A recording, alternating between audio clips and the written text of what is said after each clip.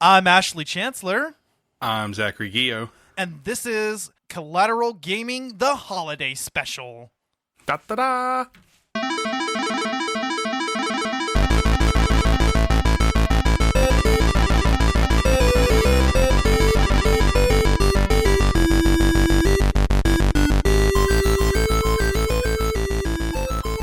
Happy holidays, Merry Christmas, Happy Festivus, Happy Hanukkah, Happy Kwanzaa, Merry, Happy, whatever you celebrate.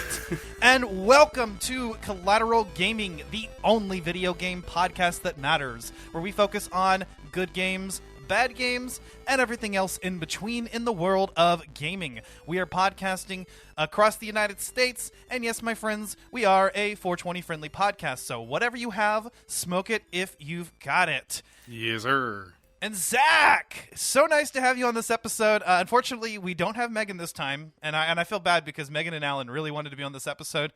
I think we'll make it up to them with a bonus round whenever the Ragnarok New Game Plus comes out or something. But I think it's kind of cool. I had Megan on part 1, and I get G on part 2, so...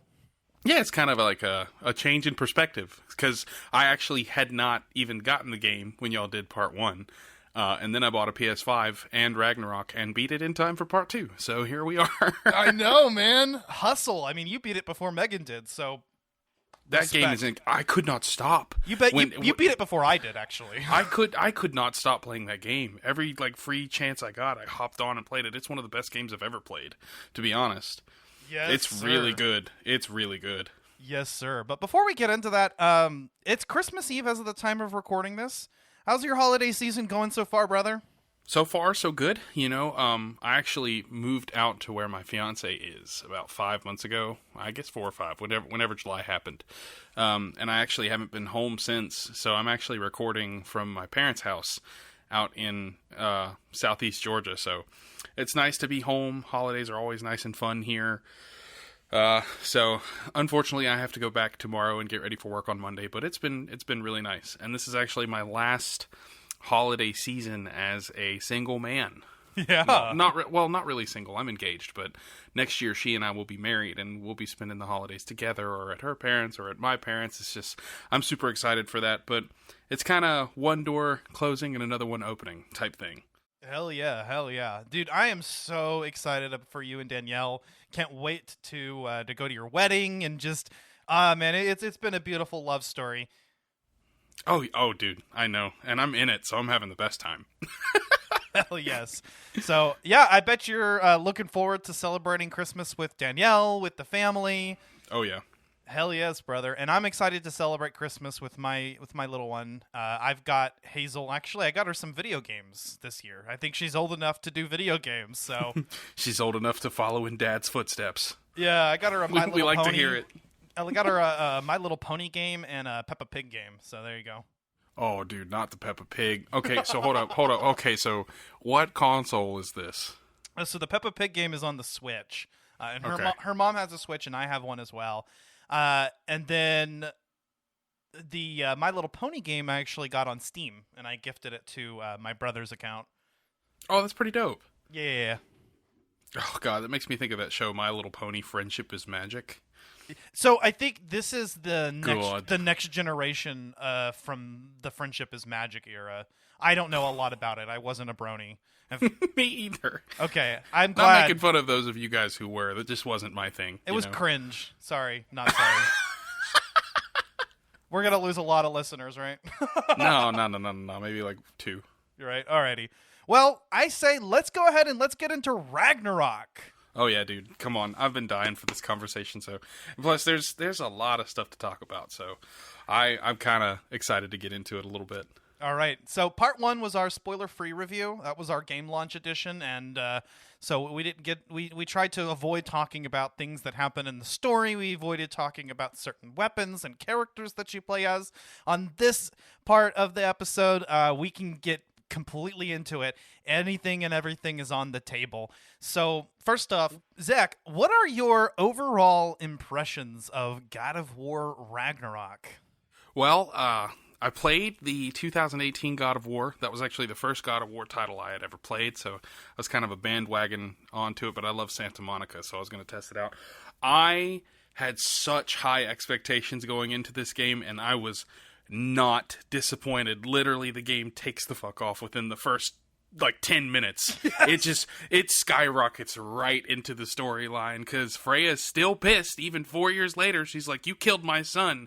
It's game on. So it just, the way the game starts is just so, it's emotional at first, and it's heartwarming and soft, but also kind of sad. And then you start heading home and you get attacked by Freya. It's intense. And it holds on to that same level of intensity the entire game. The story is fantastic, and it starts close to where you left off. There's kind of not really been much in between, just Atreus' growth and training and all that stuff. But I loved the game. I had an absolute blast, and I can't wait to see where they go from here. I know this is probably the end of the Norse saga of things, but they're going to continue the story somehow. Yes. We just probably won't find out till 2026. Yeah. And that's okay. I imagine they'll be taking kind of a break.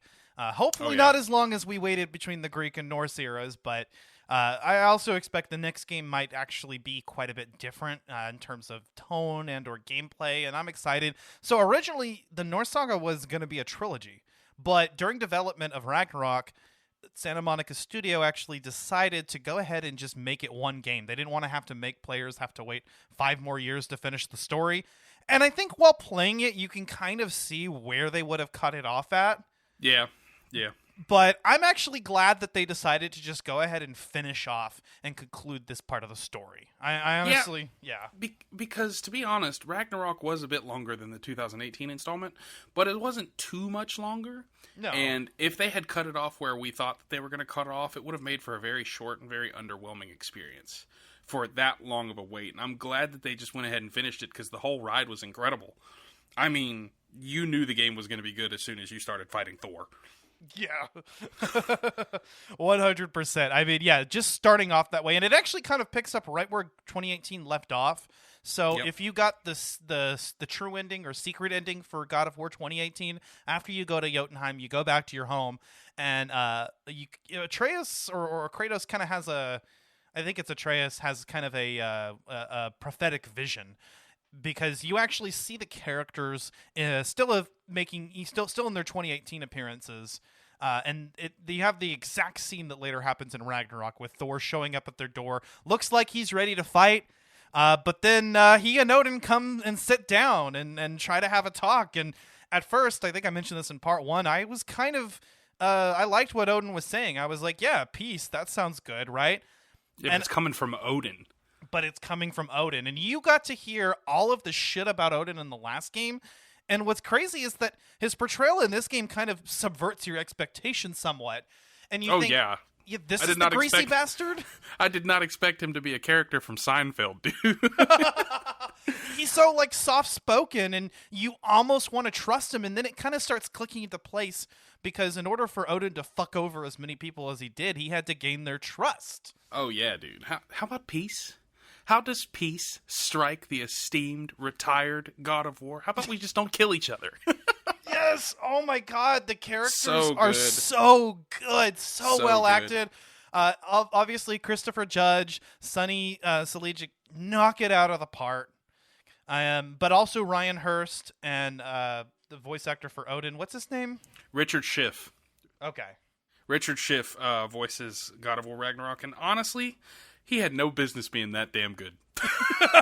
He had no business being that good. Seriously. Honestly, when you first open the door and you see him, he is very, very intimidating. He's just kind of pissed with his eye patch, and he just sticks his arms out, and the ravens come and become the tattoos, and you're like, oh, this is the Allfather. Oh, shit. And also, can we talk for a second about how massive Thor is?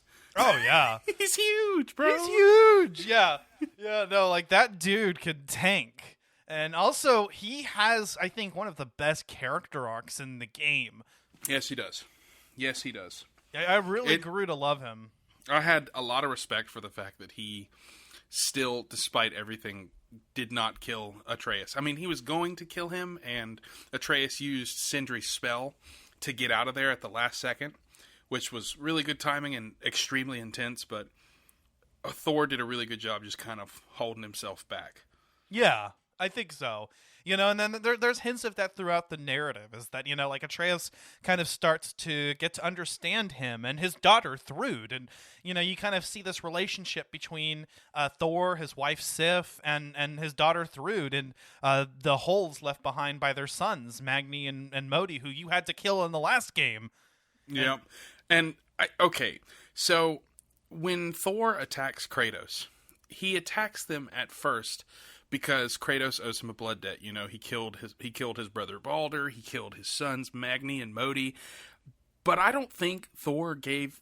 In the beginning, it seemed like Thor really didn't give two shits about those guys. He really just wanted to see Kratos go all out. He wanted to see the God of War. He's like, I could get a hot shit about your fatherly advice. I want to see the God of War. Yes. And at the very end, when you're about to finish the fight, Thor's like, I see why my boys fell to you, even this lesser version of you, but I am not my sons. And your boy, and when Thor says, and your boy, you can see the heat rise up in Kratos. Yep. Like that anger, that rage is about to come out of him. He gets and your serious. Boy, Allfather has plans for him.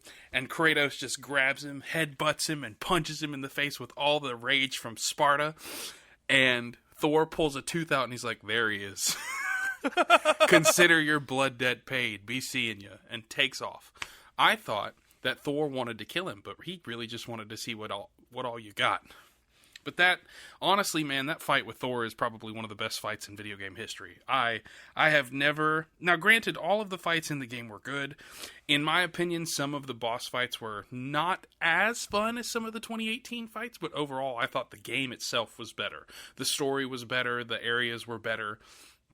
I mean, the boss fights definitely were there was a lot more variety. It wasn't just, absolutely 50 trolls.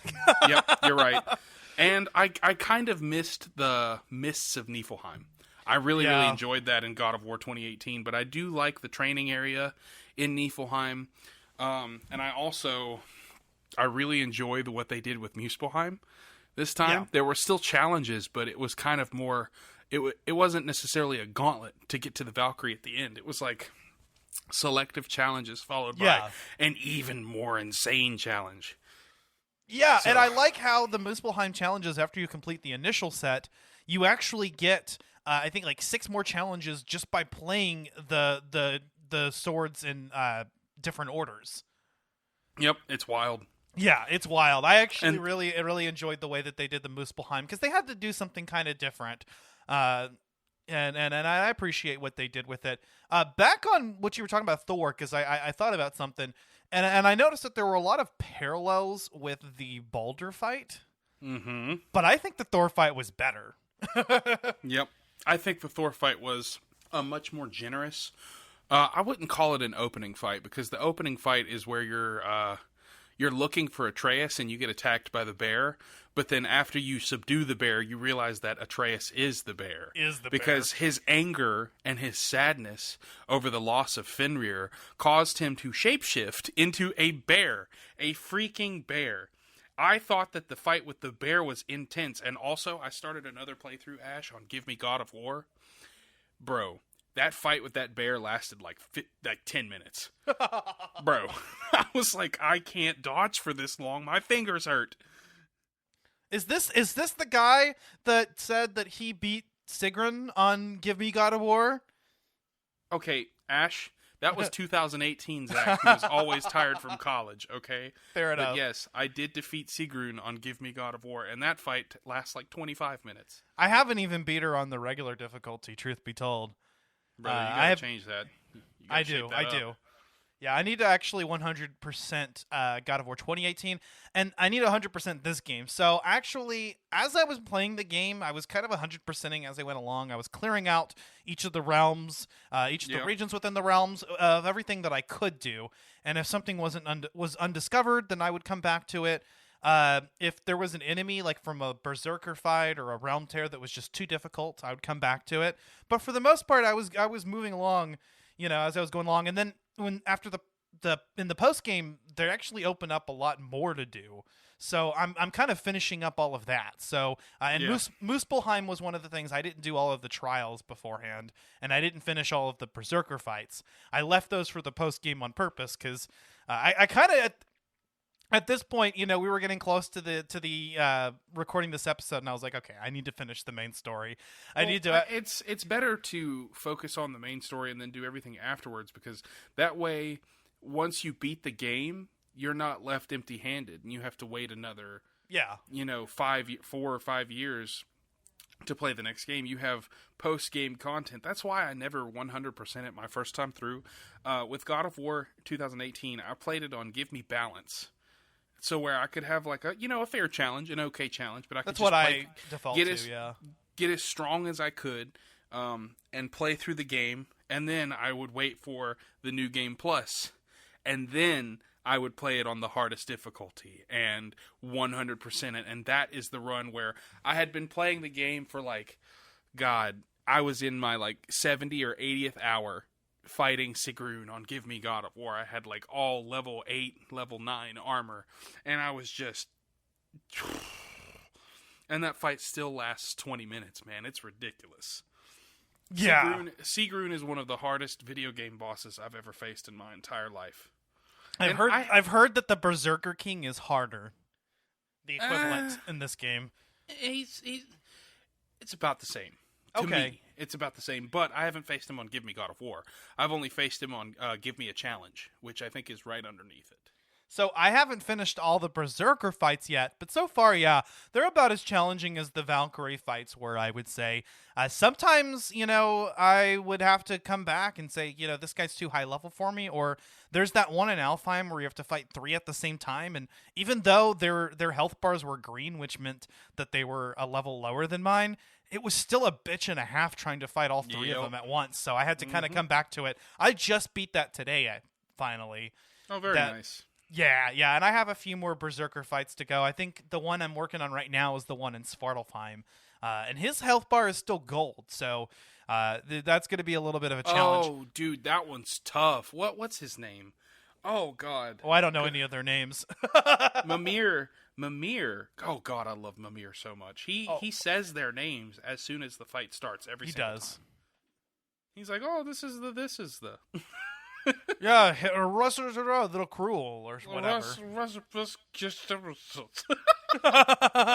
That's how Mimir sounds.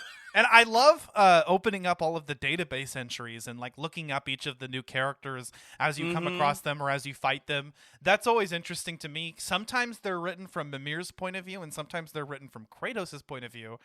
And I think it's really interesting when you view an entry written from Kratos' point of view, because you kind of get some more insight into his mind and the way it works, and some of the emotional character development that he's gone through. Oh, dude, Kratos has come such a long way. In the first game, he was still ruthless. He was still heartbroken over the loss. I mean, he's never not been heartbroken over the loss of Faye. But in this game, it has affected his core being, who he is. He loves his son. He is happy and proud to be living with him and training him. And in the first game, he was just cold, calm, collected, and just ready to just get the journey over with so that he could go home. But this game is literally, the very beginning of the game is so emotional, because it starts with him sitting by a campfire holding his dead wife's bag of that they used to spread the ashes. He's still clutching onto it after all this time, and he's heartbroken. Atreus comes in with a deer, and he's hungry. And the first time Atreus spoke, I was like, damn, Sonny Soljic, that man hit puberty. His balls hit the underground. Yeah. that man's voice dropped so hard. Yeah, but, and about as much time has passed in real life as has passed in game time, too, so it works. I love that, too. I love how they coordinated that. It's beautifully done. Yeah, so it's been 3 years since the last game, and Fimbulwinter has taken its course. All of their equipment, I found it interesting that they actually even decided to throw that out there and talk about it, but all of their equipment weathered down and reverted back to a basic state, or they had to go back and make new armor and shit. So you kind of start from square one again. You got to upgrade that Leviathan axe and the Blades of Chaos again. I like that too. And to be honest, this is the first video game where you've had an upgrade system, where you've gotten new items, or you've upgraded the ones that you have, where they have a legitimate explanation that makes sense as to why all of your weapons have reverted back to normal, like their original state. You don't like how Samus runs into a wall and gets electrocuted, and all of her power suit items just all disappear? I would rather not ever have you bring that up again, because no, that hurts my heart every single time. I hate it so much. Yeah, no, I like how they actually went out of their way to explain that. You know, it was like, it's one of those conversations that happen while you're moving around, and like 2018, there are a lot of those. You know, while you're in the boat, while you're doing the wolf slay, or sometimes just while you're climbing or moving between realms, you're having all of these conversations. And in the first game, or the last game, I should say, they were focused on world building. They were focused on telling stories from Norse mythology. This time, I think they're more focused on the interpersonal relationships.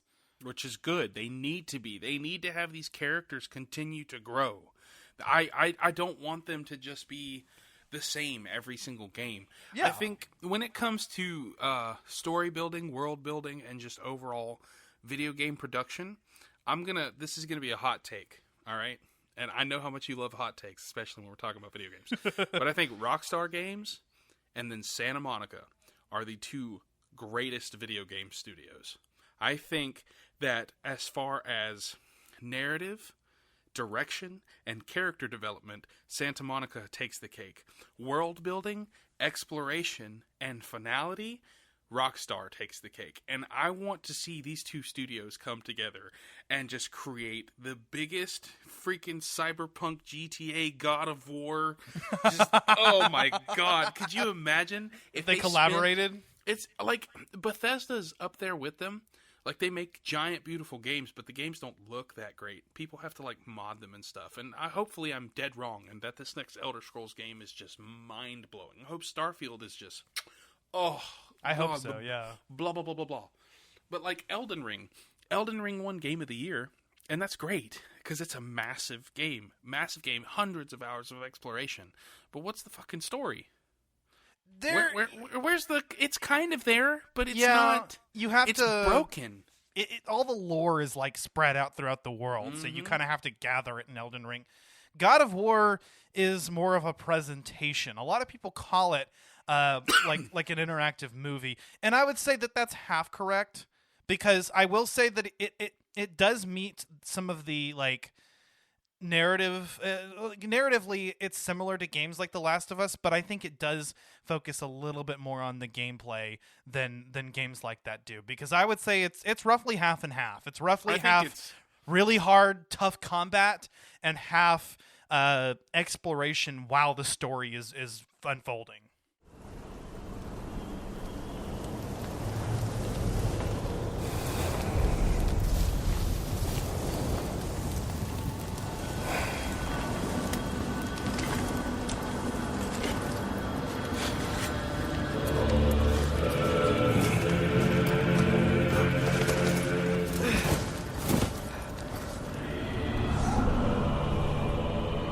Time is running out.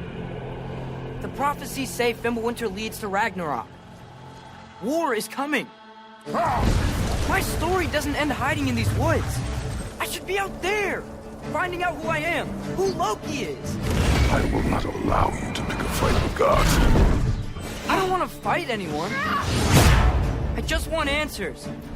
And if those answers lead to war with Asgard? Maybe that's what Mother wanted.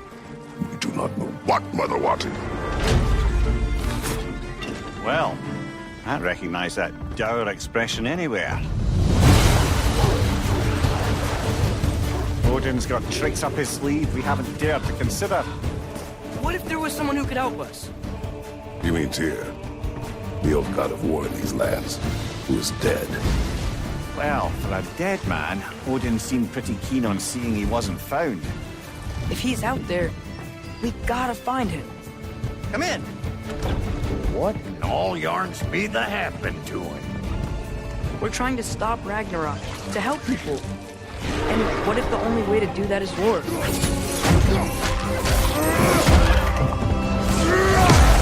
War is not the only way. Stop thinking like a father for a moment and start thinking like a general. No!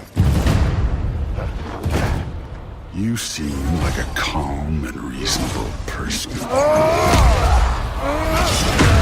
Are you a calm and reasonable person?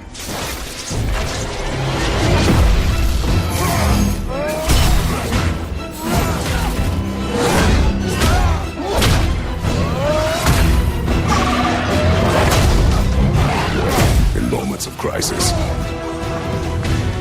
panic does nothing. Harness it. Let it serve you.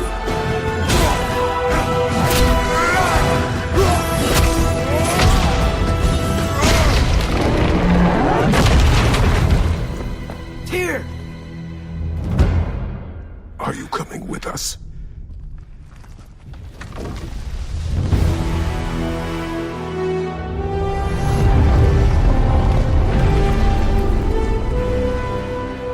You'll get your answers soon enough. Well, some of them. I was about to say, like, I think it's the perfect balance. I think Ragnarok hits the nail on the head. Yes.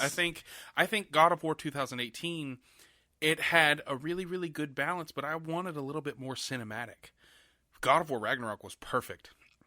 Yeah, there's a lot of linearity and cinematics in the beginning, but it's good because it allows you to build up to a point where you can actually handle the exploration.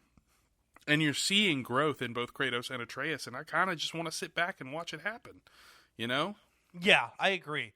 Yeah, it's actually it's really nice to see where they take these characters, because the last game was about Kratos breaking out of his shell and learning how to bond with the son while still imparting valuable lessons to him. This game, they've already gone through that journey. It really, the focus is more on, now that they've built up this bond, they don't want to lose it, and they don't want to lose each other.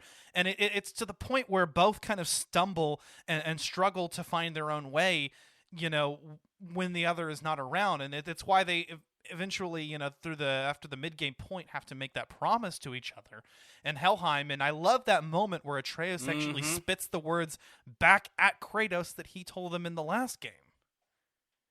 And that's just beautiful. I think that you know, we're just kind of seeing this dynamic where father and son are now learning from each other. They're becoming equals, and they have to learn. Be sorry. Be better. Be better. Yes.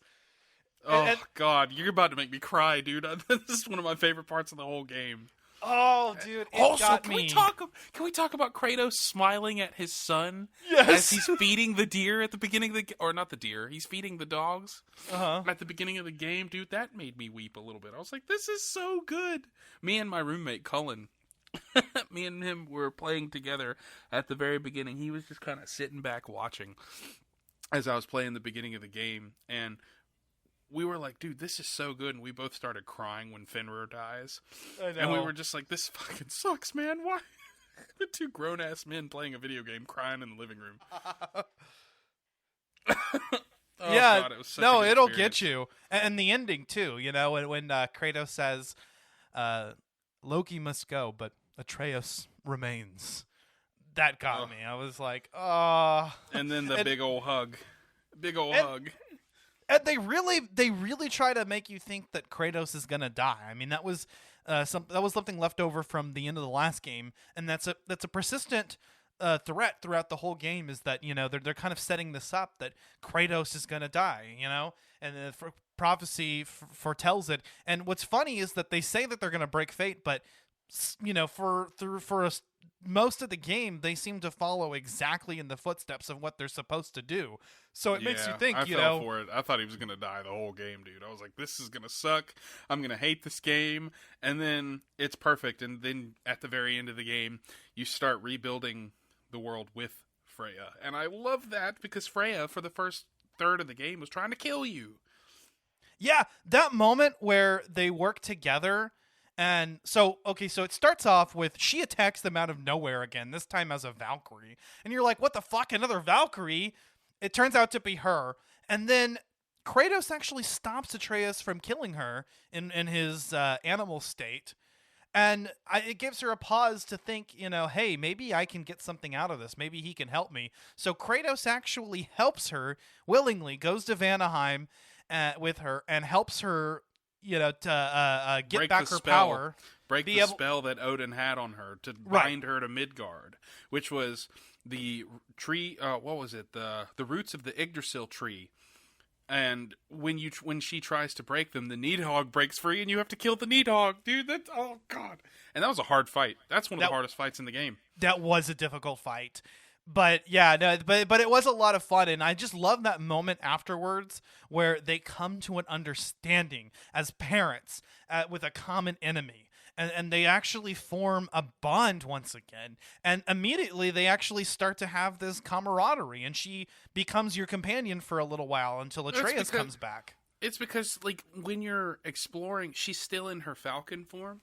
And you're trying to get to where the source of the magic is. Kratos is telling Freya about his past. Yeah. And about how he was tricked by the gods into killing his wife and daughter. And she's like, I had no idea. That's awful. And she starts realizing why Kratos is the way he is. And then it makes her think about how much progress he has made.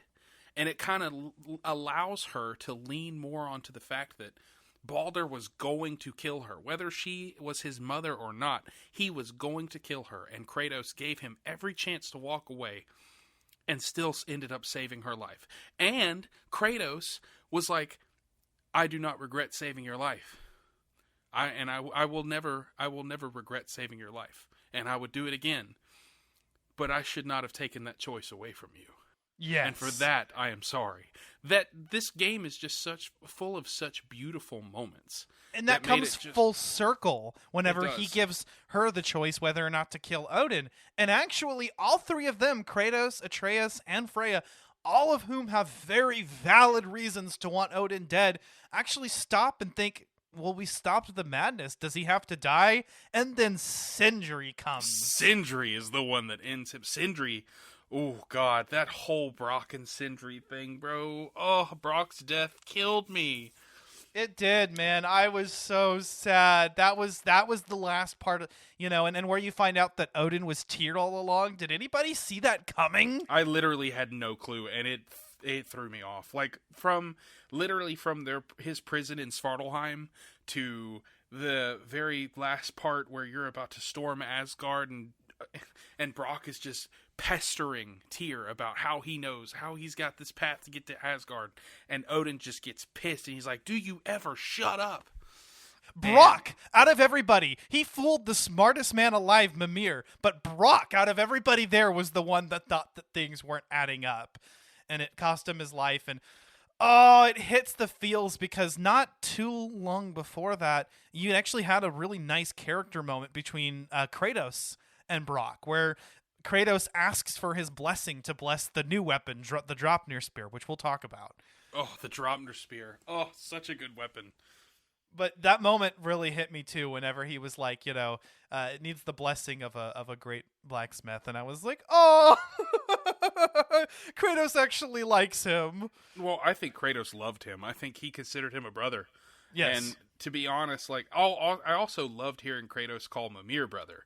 I really enjoyed that as well. It's just like the connections that he's made with all of these people. And when have you done the after the game thing for Brock yet? Yeah, where you attend his funeral? Yeah. Oh, dude, the Viking funeral. Best music in the entire game. And it's during the funeral, I wept because of how good the music was. And music in this game. Right before you're supposed to meet them on that island for the funeral, he leans down and he's like, Brock, I have known many people, but you are one of the few I would consider a friend. I know. And I was just like, damn, Kratos, you got me weeping here, bro. Yeah.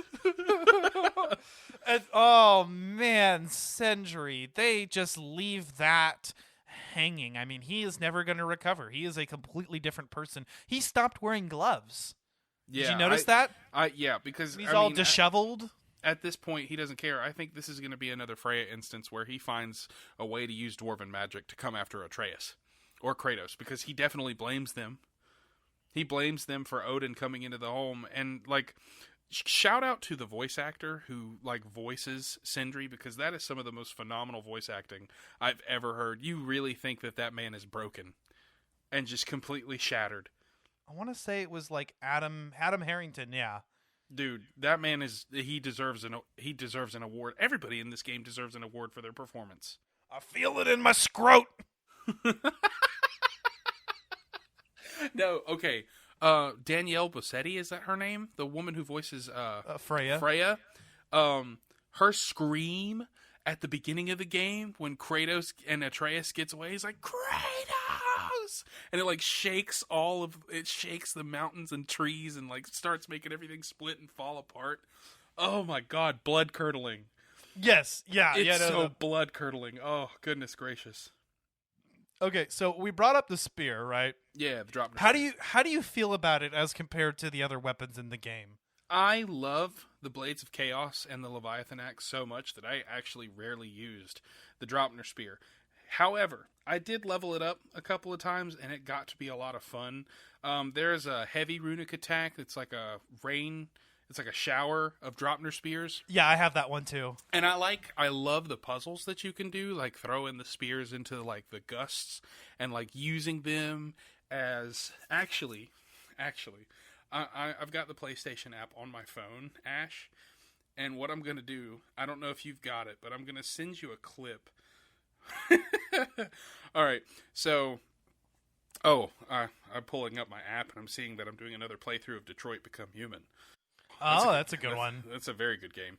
But I have a clip of using the Dropner Spear and climbing up it, and I'm running around with Atreus. But I timed it perfectly to where the animation for Kratos and Atreus both jumping on the spear and pulling themselves up, they're completely in sync doing it, and it's hilarious. Nice. I'll send that clip to you later. But I like the Dropner Spear. I think it's really cool. I think it's awesome how you can throw up to 6 or 7 of them and make them all blow up and do damage. You can stick enemies from far away and bang it on the ground to make it explode. I think it's a unique weapon, an infinite spear. I liked the whole sequence where you find the Lady of the Forge and Brock can't talk to her because he's missing a piece of his soul, and that's how he finds out. And he's like, I knew it. I died. I fucking died. It's implied that that's actually why he's blue, not the bullshit explanation they gave us in 2018. So, and he immediately figures out, and I love how the last thing he tells Sindri is, I knows what you did, and I forgives you for it, but you gotta let go. Oh, dude. That's why you told me that it was going to break my heart. You told me, you were like, God of War, Ragnarok's going to break your heart. And I was like, well, thanks, Ash. Thanks for that, buddy. Yeah, that moment in particular. And then, Freyr dies at the end, but I think Brock was the one that really got to me because, he was a character from the first game that you really came to love. All profanity and all. I don't think Freyr's dead. You don't think so? I don't think he's dead. You don't see him die. This is true. True. You don't watch his death. He's Freya's brother. He literally led the elves of Alfheim. Dude, there's no way that killed him. You don't see his dead body. He's not dead. I will put $300 on it that he's not dead. And if he's dead, I will send you $300 when the new game comes out. Unless somebody confirms that he's dead.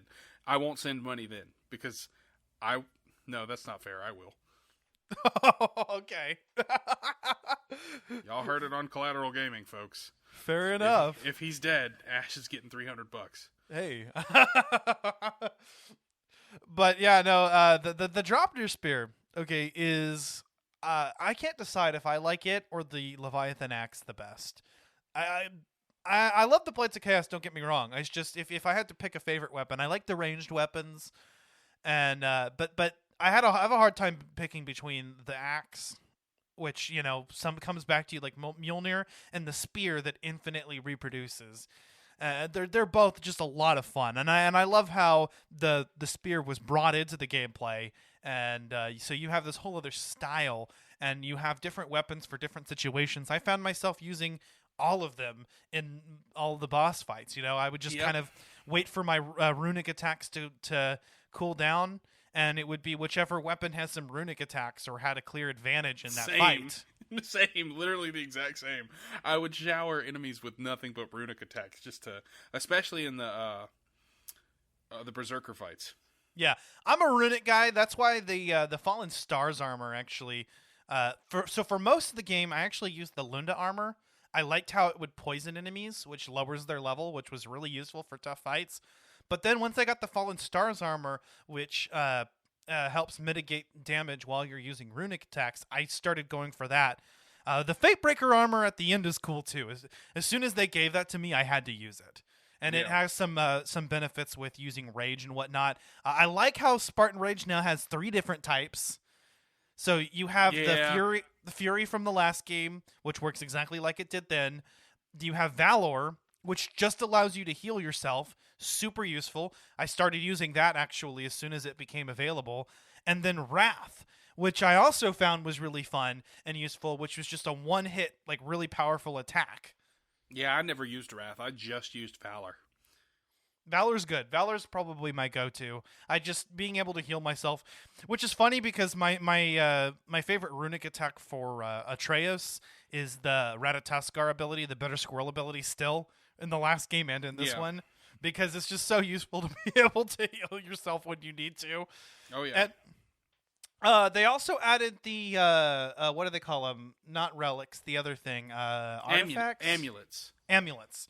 Yeah, and there are some that like correspond to certain like to certain of the wrath types. So you won't have some of those equipped, or they'll like make the death from above attacks easier, or make you recover from certain status effects. Or what's really cool is that when you get 3 of a certain type, they grant a particular bonus, and they're all divided by the different like realms. Yeah. And upgrading the amulets was actually like a big priority for me, because it was giving yourself all of these boons in combat. Oh yeah. And making use of those. The relics, I feel like the relics was done better in this game than the last game. I felt like the last game had a mix of like passive and active relics. This one focused more on the active ones. And I appreciated that, actually. Yeah. I liked a lot of the different effects. Like the one that makes realm shifts, the one that poisons enemies is really useful because of the way that poison works in this game.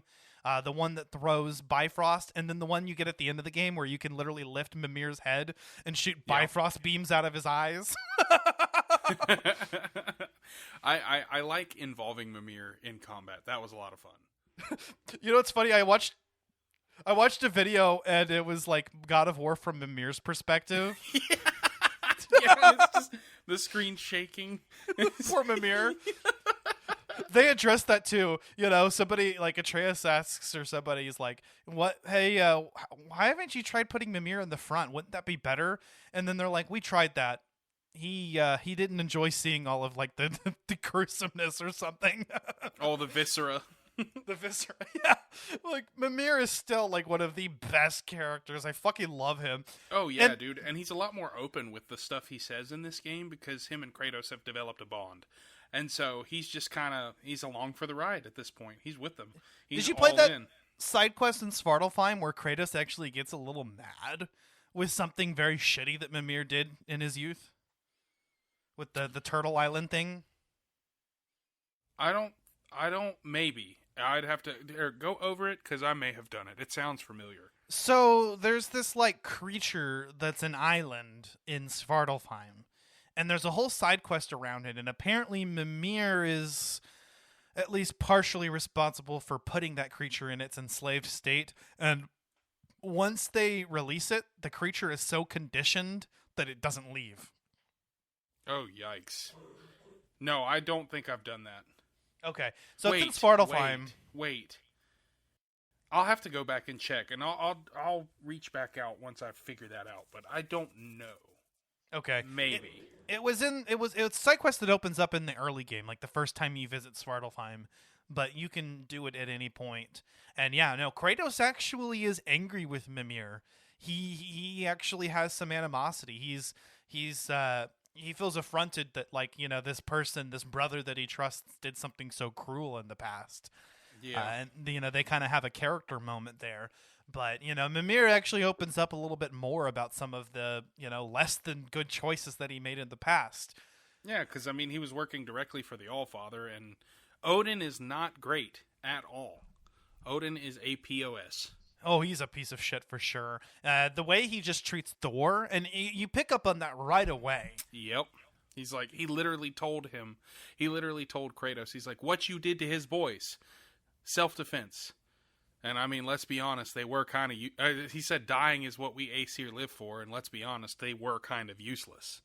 Like, that's, how horrible do you have to be to tell your son that his boys were useless, and they're dead? Like, Jesus. Yeah, no, and he's just constantly hurling insults at him. I liked you better when you were a drunk, or and just all these things. And Atreus brings it up at one point, and Odin's just like, "Well, that's just how he is. He just responds to that." But it's like, no, you're an asshole to your own son. Yep. Fuck you. Yeah. I never trusted Odin because I knew enough from the first game. Yep. And I don't think you're supposed to. I mean, Atreus definitely pitched it in such a way that it was like, okay, like, I know that Odin's got something up his sleeve. Like, I'm just making him think. But the thing is that Odin knew the whole time. Odin was always pulling the strings. That's why he's a bastard. Yeah. He was Tyr. He knew that they were going to go try to rescue him. He knew that Tyr was dead, but he could create an opportunity to put the situation in his favor. Yeah, and they even talk about it in the game. They're like, we know something that Odin doesn't know. Groa hid something in her prophecy, and it's that the nine realms themselves aren't all going to die, just Asgard. Well, guess what? Odin does know that. You lost the element of surprise. Yep. Surprise, motherfucker. Oh, man, It was so heartbreaking to see him just kind of reveal that he knew the entire time. It sucks. That pissed me off. Like, I was just ready. I was like, I want to kill this bastard. And that's the moment where Kratos finally picks up, his weapons, and he's like, no, we are going to kill Odin. We have to. There's no other choice. We are starting Ragnarok. And you start to actually gather all of the denizens from all the realms. You go and you meet Surtur, and you create Ragnarok. Oh, the first time you go up to Surtur and he's like, go away, and he just taps you and you go flying across. Yeah. And then you have to fight two ancients. Oh, so good. So good. Surtur's character was very well done as well.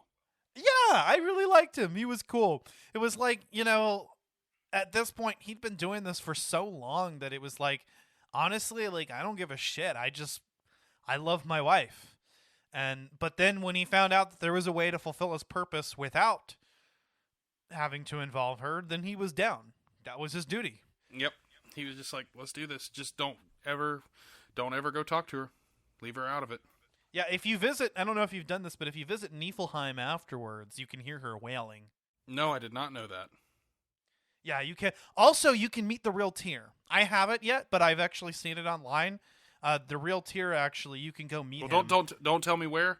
I want to run into it randomly. Okay, fair enough. Yeah, because you know me, I want as little spoiled as possible. And if you can meet the real Tyr, that would be dope. Because I'm sure he's probably a monster. Like, he's ready to just. Oh. Well, judging by his character in the last game, we know that he was actually a god of war that sought to avoid war. Yeah. It was just he was struggling to keep peace. But this version of Tyr that was Odin in disguise was even more cowardly. He was unwilling to do anything. He had no conviction. Yeah. The real Tyr was ready to fight when the moment called for it. Yep. He was like, if it needs to be done, it needs to be done.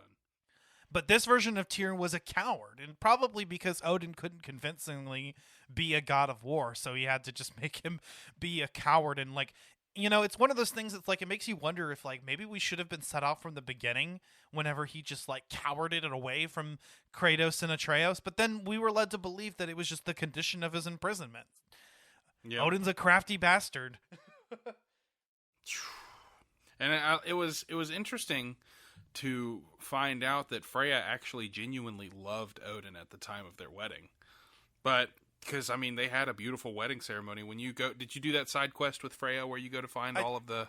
I did, right away, actually. Yeah, and same. I like how she actually gets the garments that she wore and the sword back, and you can choose to equip those as a way of her making that her own power and using that against him in defiance. Yeah. So I actually did until I think the Fatebreaker armor came up, and then I was like, yeah, I want to use that. That's cool. But the fight with Odin, was the fight with Odin a little underwhelming with you, or did you enjoy it? I enjoyed it. I was just in the heat of the moment. It wasn't difficult. I definitely faced more difficult battles. But my hot take is that final battles don't always have to be the most difficult. They should be the one where you feel the highest stakes and you feel the epicness. And I feel like the Odin fight delivered on that. Yeah, it did. It comes right after the Thor fight, and I think I only died once during the Odin fight, and then I had to or I think I died once during the Thor fight. That's right. But so I didn't die during the Odin one, but it still was difficult. And I remember just utilizing all my weapons and this feeling of epicness where I was hanging by the skin of my teeth, but still making it through the battle progressively. Yep. Honestly, I think the exact same happened with me. I think I died once facing Thor, and I didn't die at all fighting Odin. It was just I was a battle too to the heated. death. I was like, yeah, it was a battle to the death. It's like the stakes of the world, and so you're just like dodging attacks, and you're surprised at how well you're doing, and then you get that prompt to go ahead and finish him when he's stunned, and you're like, yes, and then you get that quick time event sequence at the end where Kratos, Atreus, and Freya work together to bring him down, and it is just so fucking epic. It was really good. It was, oh god, I'm actually sad that I'm done with the story. I know, you can never experience that for the first time again, right? Yep, and my boy Cullen, my roommate, is playing through the game now, and I can't wait for him to get to that part, because he replayed God of War 2018 specifically to play this. So I played through most of 2018 up until the point where they get to Tyr's Temple. yeah, And after Atreus heals and after he finds out that he's actually a god. So I was in the middle of that section. but before then, he becomes a shithead, or was it after he becomes a shithead? he's starting to become kind of a shithead. But yeah, like right after that moment, he goes like total shithead. God, I hate that part of the game. Yeah, I know. That's the only part of God of War that I don't like, is him just being so full of attitude. Like, we're gods. We can do whatever we want. And I'm like, kid, no. Yeah, this is exactly what Kratos hated about the gods. Yeah. There are consequences to killing a god. Yeah. Oh, man. I love Atreus' character in this game. I mean, he still has elements of that, like, hey, like, I want to be independent. I want to do this, but he's actually kind of right now. It's not in a disrespectful tone. He wants to find out who he is. It's like, stop thinking like a dad for a second. Start thinking like a general. No. No. Yeah, like Kratos. Well, Atreus still doesn't know about the extent of Kratos' journey. Well, or maybe he did. Maybe he's told him the stories by now. But I doubt it. I doubt that Kratos has told Atreus, "Hey, by the way, I killed my first wife and daughter." Yeah, just that's why my skin is so ashy white. I got the feeling that Freya is the only person he's opened up about that, for a long time. I mean, he probably talked about it with Faye, who you actually get to see in this game. Yeah, that was. Oh God, Faye. Yeah, the flashback like dream sequences; those are pretty cool. You can tell why Kratos loved her. Yeah, apparently they fought, and that's what done. And she also fought Thor, and caused the exact same thing to happen: the frozen lightning bolt. This seems familiar. Yes. Oh. That pays off later. I love that like foreshadowing. Oh man. But yeah, but now I think that Kratos and Freya might have a little something going on. They're giving each other the fuck me eyes. You know how it is. Oh yeah. You sought him last, even in death. The fuck you say? Thor, bro. Oh god. Kratos and Freya, and then Atreus and Angerboda. By the way, the Atreus sections. How did you feel about the Atreus gameplay? I really liked fighting Angerboda's grandmother. That was a really cool sequence where you had to aim for the it's one of the standout boss fights. Yeah, the pots. I enjoyed it, but nowhere near as much as I enjoyed playing as Kratos. Yeah, it's just playing as Kratos is, oh god, so good. I thought it was a nice, refreshing change of pace every once in a while, though, where you'd go, and Atreus' combat was more so focused on ranged combat. Mm-hmm. Yep. And so, it was about, being able to use his archery abilities, and I thought that it was actually kind of fun. I'd love to see, like, a spin-off or another game, in the franchise focusing on Atreus, and bring back the sex mini game. With Atreus as an adult. Stop. No, I'm kidding. His No. heart belongs to Angerboda, right? Oh, dude, that boy loves Angerboda. But to be honest, my favorite partner in the game is Freya. Like Freya playing alongside you, it's so good, and I'm so glad that you get to do the post game with her by your side. And I'm also really thankful that it didn't end up with those two in love with each other. I'm glad that they didn't take it that far, but I'm willing to bet that they will. Their bond will grow to a romantic point in the next game. Because, I mean, after all, Kratos saved her life, and then refused to put her in harm's way, even though she was actively hunting him for the murder or for the death of her son.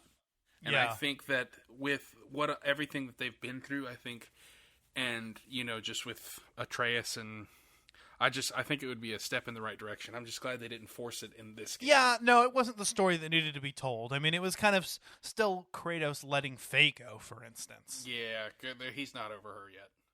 Right, and also grappling with questions like, if she knew I was going to die, why did she send me on this journey? Like, he even mentions at one point that he doesn't mind dying, but it's the fact that, like, she knew that he was going to die and still sent him on the journey that bothers him.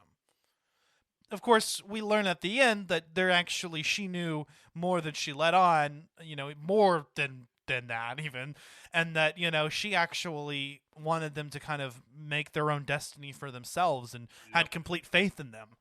Oh, yeah. But it's a question that he has to wrestle with throughout the game it's like, if she had the gift of foresight and she could see, why did she send me on this journey? Does she love me after all? And starts, Speaking of the gift of foresight, can we talk about how much of an asshole Heimdall is? Oh, yes! Dude, Heimdall was such a good character, man. I was so glad to fucking kill his ass, though. That boss fight was... Same. It was good. It was really good, especially when he started using magic to form his own arm. You knew he was mad. And the first hit you land on him is so satisfying. He's like, you hit me. You actually hit me. Yeah. Oh, God, it was so good. And that's why they built the Draupnir spear, because Heimdall is a character, not Idris Elba this time, but he's a character who can see all of your actions before they happen. He can predict what you're going to do. So, how do you counter that? Well, you make an infinitely reproducing weapon that he just can't, it's just too much input. He can't deal with. Yep.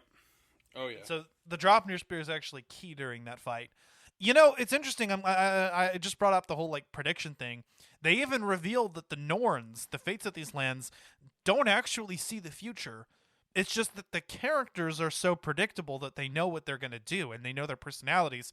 So Kratos and Atreus and Freya and the rest breaking fate had more to do with them learning to be better. Mm-hmm.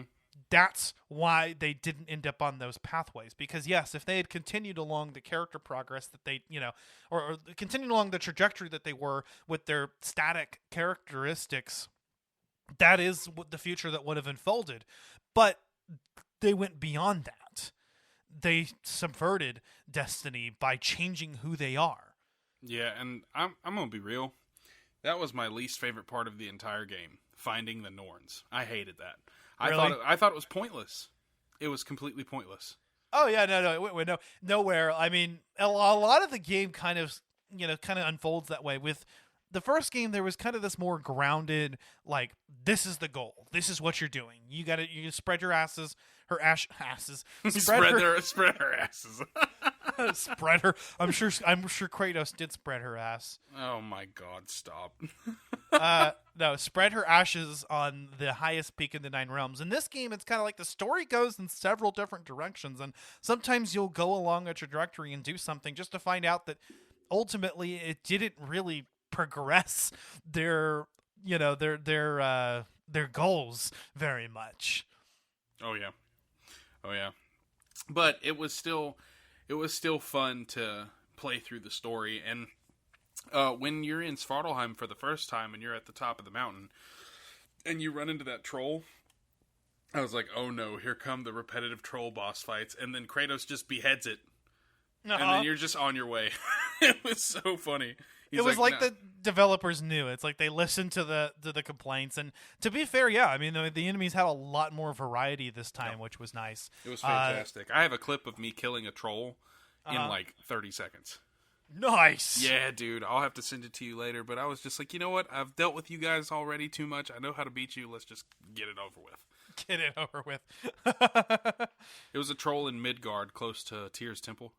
Yeah. So, By the way, speaking of the realms, I like how the exploration is kind of subdivided now. There isn't like a main realm now.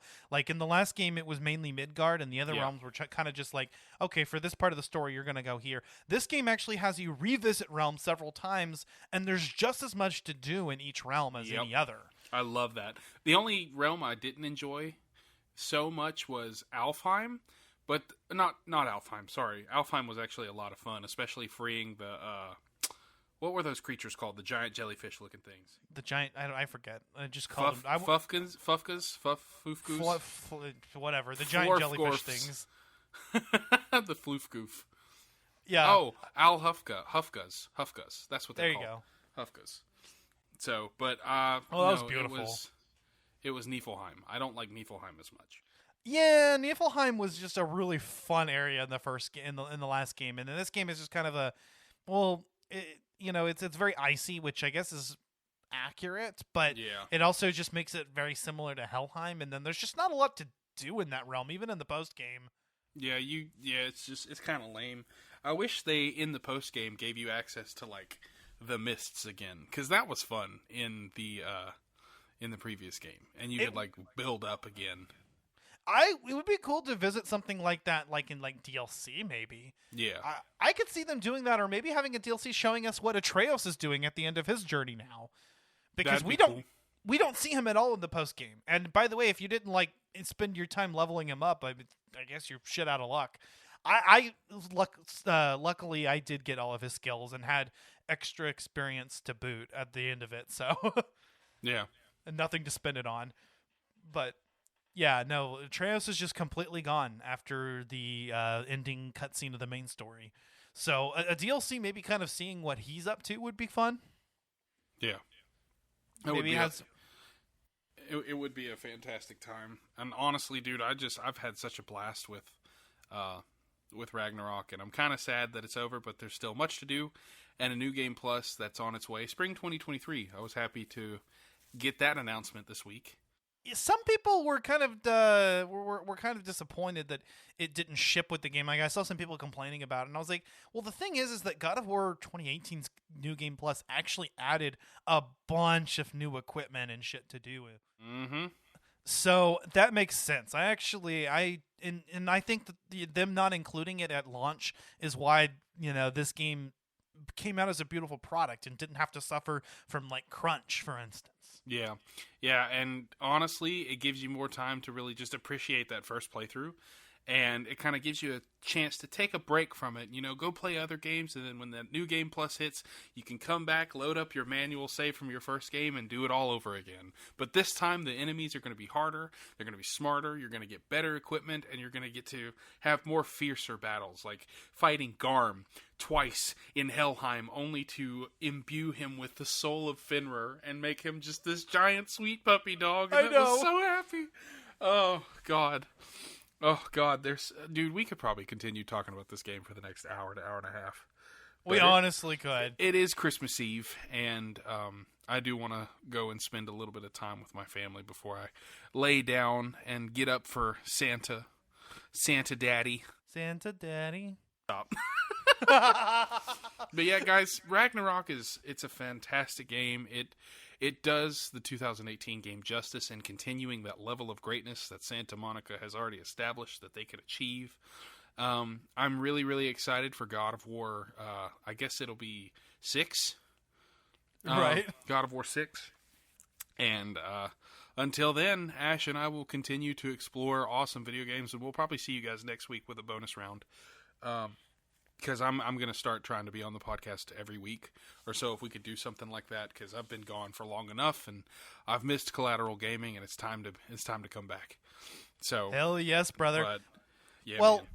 as for my final thoughts, I think that Ragnarok is 100%, 110%. It was more than what I needed. It did everything that made the 2018 game so great and expanded on it. I think maybe the story of the last game was a little tighter, but this story was still such a fitting conclusion to that, and the gameplay improves on its predecessor in almost every way. Yep. 100% my game of the year. I was not disappointed. I think Santa Monica Studio blew it out of the water, just completely delivered. And no, this game isn't a revolution. This game doesn't change very much, and that's because the last game was such a big shift, a tonal shift, a gameplay shift, that this one didn't need to be. I expected God of War 2018, but better, and that's what I got. Absolutely. And it's definitely going to keep us on our heels, ready for the next one. And we've got a lot of really good games coming in 2023. I'm really excited now that I have a PS5 for Spider-Man 2. Yes! Oh, God. And I know we're probably not getting Wolverine until 2024 or 2025.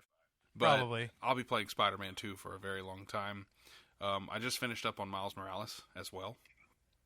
Playing it again on PS5. And 60 frames per second and 4K is very, very, very nice. I'm enjoying playing it on my monitor. I played a lot of Ragnarok in 120 FPS, and that was a really, really good time. You lucky bastard. I need to get my PS5. Hey, man, start selling furniture with me, because that's what's blessed me with the ability to pay for the wedding and PlayStation 5. I got a new car, and I got an Apple Watch. Yeah. Nice. I miss my Apple Watch. But yeah, There's man. some cool stuff you can do, like you can unlock your Mac with your Apple Watch and stuff. Oh, that's pretty dope. Yeah, so you don't have to type in your password. But yeah, God of War Ragnarok, awesome. It was just the perfect Christmas present, I think, that we needed. It's why we're talking about it for the holiday special. And if you're listening to this spoilery episode and you haven't played God of War Ragnarok or its predecessor 2018, go do that now. And that's your fault if you've listened this far, knowing, since we said it at the beginning, that there would be spoilers, and it's probably in the title, spoilers. This is your fault. Go play the game. Yeah, exactly. You mentioned next week. So next week, actually, we are doing Zelda: A Link Between Worlds Part 2. Oh, yeah, that's right. I'm going to be on that anyways. Yeah, so we'll do that, but we'll come back with the bonus round in January. January, we're also going to be doing It Takes Two. That was Megan's suggestion. I've never played the game before, but I look forward to trying something new. Ash, can we play that game together? Yeah. Because I have it on PS5. Maybe I don't have anybody else to play with, so... Dude, we should start a file from the beginning. That would be super gay. Let's do it.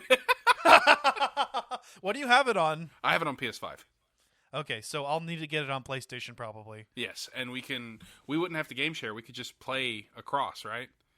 I think so. You should be able to play PS4 and PS5. Well, I mean, yeah, because but is that a game that you can play online with a friend? If you guys are listening, let us know, because I have no idea. We'll find out, because, yeah, I don't have anybody to play with besides you and Megan. So, yeah, and it I don't know, does the game actually require multiplayer? I mean, it's called It Takes Two, right? I mean, I don't think it requires it, but I think it would be more fun to play with a friend. I don't want to play a two-player party game or two-player story game by myself. You know, either that or Danielle and I can play it. But which, I mean, that would be fun, but I don't know when she would have time to do that. God damn it. So we've got Megan and Alan. We've got you and Danielle. And here I am, the fifth wheel. Hey, man, your time will come, okay? Your time will come. It will, and it's happened. I mean, anyway. So, guys, if you enjoyed this episode, please leave us a 5-star review on Apple Podcasts or feedback on your platform of choice. Yes, sir. You can find Collateral Gaming wherever you get your podcasts. Apple Podcasts, Spotify, Google, YouTube, you name it. If we're not somewhere, let us know so we can be there. Oh, yeah. Also, we are on Twitter, Instagram, and Facebook. We have a Facebook group, Collateral Media Podcasts. That's our de facto shitposting / news group, and we have a lot of fun with that. Sometimes too much fun. Sometimes Zach actually tells me, like, "Hey, man, that's a little bit too far. Maybe we shouldn't post that." There's shit posting, and then there's oh my Jesus Christ posting. My autism sometimes doesn't let me differentiate between the two, and I'm just sorry. like, "No, it's cool." That's why you gotta have the homies to let you know. That's why I gotta without have the being homies. a dick about it. Yeah, no, you're always polite about it. But yeah, no, check out our shitposting group. I believe we also have a Collateral Media Discord that we haven't really done anything with that I would like to maybe do something with. We will. And we also have a Patreon. And apparently Bo is maybe getting a capture card for Christmas or something. He was talking about with his mom or something. So with that, we might actually be able to get the Patreon back in order because I haven't been able to record anything because my capture card is broken. So, yeah, and if you would like to check out the exclusive Let's Play video game commentaries that we have out already, you can go become a patron now. It starts at $1 and $5. You pay any amount of money and you get access to everything we've produced and everything we will produce. Absolutely. And it's going to be a good time because once the next year starts rolling out, we're going to start producing a lot more content. I can't wait to really get into it and start doing some Let's Plays on some pretty serious games now that we've got the hardware. So we're overdue for God of War and Ragnarok. Oh, yeah. I think we'll probably just go in with Ragnarok and start there, but we can definitely do a Let's Play of Spider-Man 2 when that comes out. That'll be a good time. I'm so my body is ready. That man said, "Ugh." Yeah, that was me audibly coming. Well, all right, guys. I think I am going to go ahead and hop off for the night. All right. Well, Zach, this was a very fun episode. Always a blast shooting the shit with the homies. Oh, yes, brother. So, Ragnaroks. All right. Well, that being said, I've been Ashley Chancellor. I have been and always will be your friend. No, I'm Zachary Gio. And boy. See y'all later. Fuck Greg Abbott. Fuck Elon Musk. Merry Christmas, guys. And Merry Christmas. Happy holidays. Bye. I have no more kept my warm, then blood upon the snow.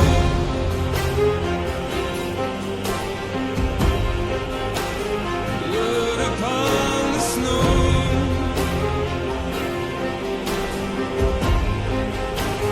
Blood upon the snow.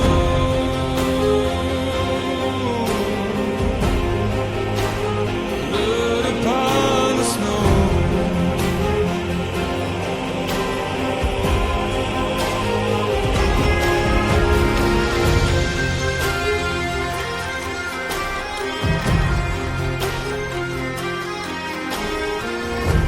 It's not my arms that will fail me,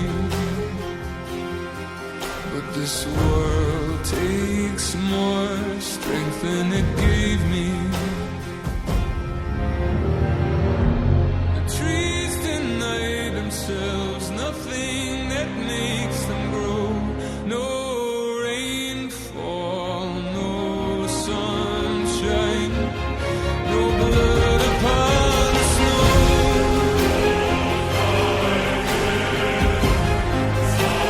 Blood upon the snow.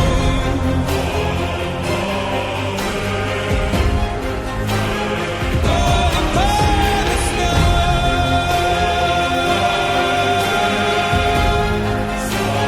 Blood upon the